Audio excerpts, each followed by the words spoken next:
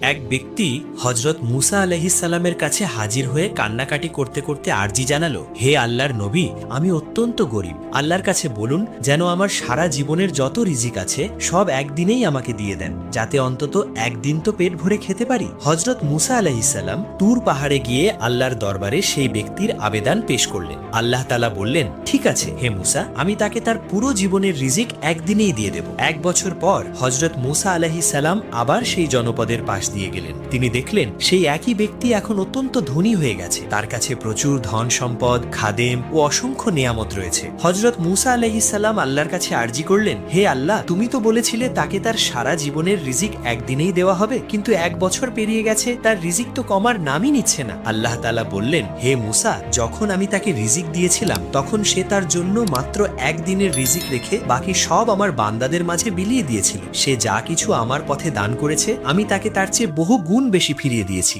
এখন সে আমাকে দেয় আর আমি তাকে দিই। সে দানশীলতার দরজা খুলেছে আর আমি তার জন্য আমার রহমতের দরজাগুলো খুলে দিয়েছি।